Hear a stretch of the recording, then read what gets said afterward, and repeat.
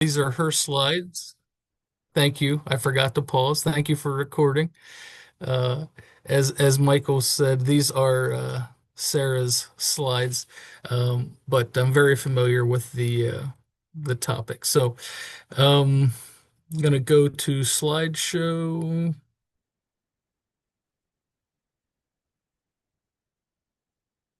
All right. And if you know Sarah, you know she would ask a connecting question to get the juices flowing. So the question is if you would be so kind as to unmute just a couple people. If I were to understand, if you were understood only by what was functionally observable, what might I get wrong about you? Is the question. To get your juices flowing thinking about that. So, again, if you were understood only by what was functionally observable, what might I get wrong about you? So, if just a couple brave people would mind unmuting and sharing, that would be great. You might think that I'm really old because I have gray white hair, but I'm not.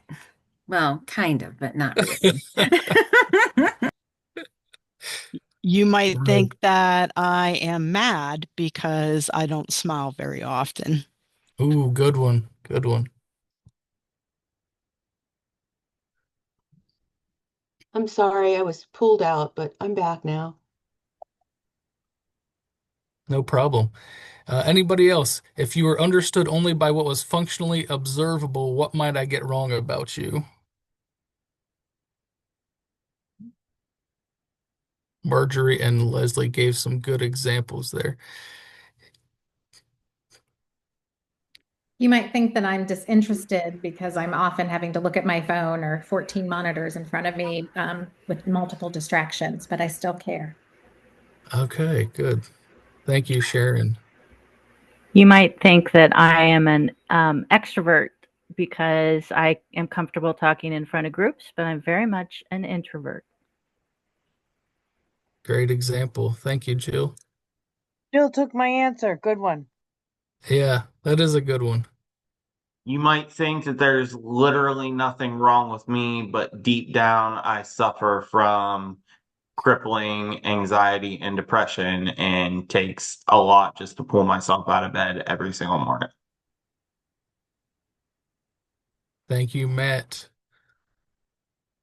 Yes, thank you. Great examples there. Um, Want to move on to this graph or chart. This is kind of like what a timeline might look like when you're mapping out a person's biography. So, very much like middle school or elementary school, you have the black line down the middle that is our timeline, and then you kind of start from the time the person was born until currently. And anything that would have been a positive or given the person a leg up in life, you're going to put that above the line, and anything that would be a traumatic experience, a stressor, an adverse childhood experience, anything like that, you're going to put below the line.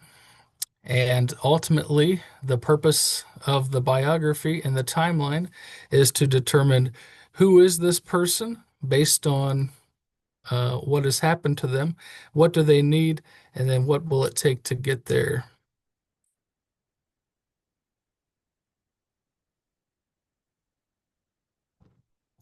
So we have a couple of pieces of paper up when I'm doing the biography and the timelines. I have the main paper, which is the timeline, and then I have the separate pieces of paper for who is this person and what does this person need. And ultimately, you're going to come up with what's called a trauma responsive plan. And that's a takeaway that the team can use to help the focus person that you're there to help discuss. And so, in addition to that, you're going to build empathy. So, if you do nothing else, if you don't like the trauma responsive plan, if you get through the timeline and people are still using shame and blame language and using words like non-compliant and you know, this person's just a jerk, if at the very least you're going to build empathy with the team, and they're going to view the person through a different, more trauma-informed, empathetic lens. And that supports and action steps is kind of like that trauma responsive plan I'm talking about. That's the last part of the biography.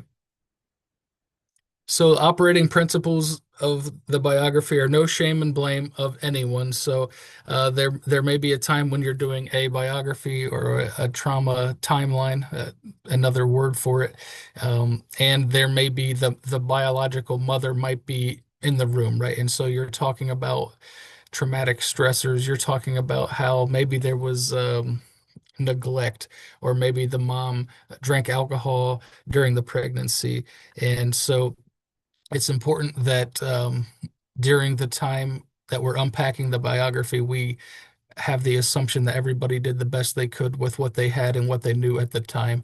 And we're not going to shame and blame people that are at the timeline for their actions or decisions that they made years ago.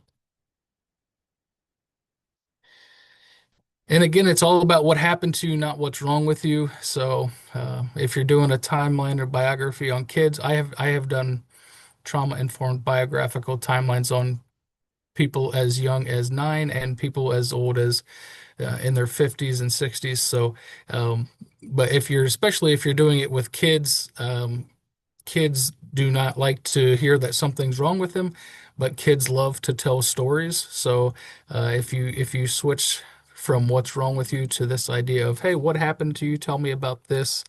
Uh, you're going to get better results. And then what did you do to survive? So part of the biography is getting to see team members to view this person fleeing, running away, not so much as a maladaptive or problematic behavior, but as a survival strategy of what the person has done to stay alive, and honoring that versus the shame and blame. And then understanding that people can heal and grow. So just because we don't want to let this biography define this person. So while we will take it up to current day on the timeline, that person is still has a long way to go with the rest of their timeline, what it might look like 5, 10 years from now. So the different roles in a timeline are the facilitator. That's often the role that I play. I have facilitated close to 30 timelines across the state of Ohio in my time, including for the developmental centers and several mental health, family and children first councils, and places like that that have reached out to me. Um, I do come from developmental disabilities worlds. That's been the majority of my timelines, but I have done others. There's the graphic facilitator or scribe. So this is the person that would be writing the ideas and the events either above, below, or on the line, based on the facilitator and the team's advice, suggestions, recommendations. Sometimes the facilitator and the scribe are the same person. I like to be both. I like to do it myself. Other people prefer to either facilitate or scribe and have a second person. And you have a note taker, point person. This person can also help keep us on time and on task. And then the team members themselves, right? So you have the work, the family members, doctors, anybody that's a part of the person's team, and then you have the focus person themselves is a part of the timeline. And so I have personally done biographies and timelines with the focus person present, and both with the focus person not present. So as I told you, I come from developmental disabilities world, so that may be a surprise to you because we have sayings that we like to say, like nothing about us without us and all that good stuff. So the reason I'm comfortable doing a timeline without the person there is because it's not that person's behavior that I'm trying to change. I'm trying to change the lens and the view that the team views that person through, if that makes sense.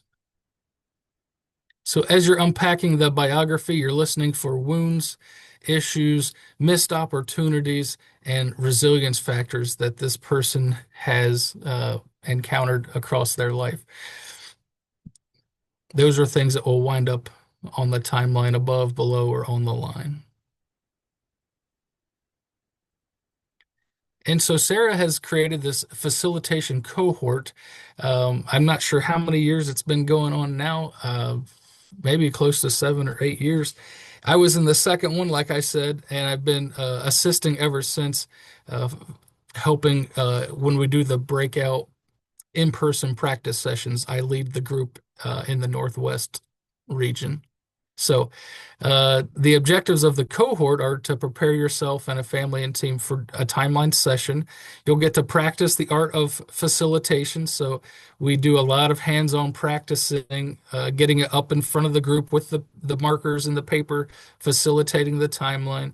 And you'll learn best practices for supporting a team and learning from a person's biography. How does that show up today? So, that's one thing that I say a lot when I'm facilitating. Um, you might say, well, at age 5, the person was terrified of water. Anytime she would get her shirt wet or her hair wet, she would uh, have a big emotional response and scream and yell. And so I might ask the question, how did, what does that look like today? How does that show up today? Um, and so that helps learn from the person's biography. And then how to grow resilience within ourselves and others are all things we learn as part of the cohort. It's an 8-month hybrid program. There's 12 sessions that meet semi-monthly. There are prerequisite foundational models that people need to complete. We have an in-person kickoff event that's typically in Columbus, and we do have self-paced online learning modules. The past couple years, it's been on the Sutra platform. People seem to like that. It's pretty user friendly. And we do 2 hours of live virtual discussion and learning as a group. And then in addition to that, we have a 3-hour in-person guided practice session. So you'll have 3 or 4 people across the state like myself who are leading the regional groups, and we'll get together and we'll practice in person. Somebody will bring a mock timeline or a case study similar to, it sounds like what you all are doing with Echo here. You bring a case study, and then we actually put that up on the timeline itself and study that and practice. Biographical trauma facilitators cohort, what it is and what it's not. It's not a set and get. So you don't just come in for the cohort and you do this thing and then you're done and you never. We have communities of practice. We have online communities where we stay in touch and talk and continue the work. It's not a train the trainer. You will be A lot of people will sign up for the cohort expecting that they have to, once they're done, they have to be an expert. They have to go facilitate 10 trauma timelines the next year. That may not be the case. You're joining because you're curious and you want to learn more about the process. Some people find that, hey, I'm not a great facilitator, but you know what? I'm really good at being a scribe. I'm great at, I'm creative. I can be the graphic facilitator. I'm good with the markers. Other people were like, maybe I'm really good at gathering the data and putting it in organized chronological order so that people can use that as part of the timelines. So not everybody's going to have the skill for the facilitation. It's not person-centered planning. It's not a trauma training or a cookbook on what to follow. It's not black and white like that. It's not a product. So what is the cohort? It's a learning community where we grow our facilitation skills.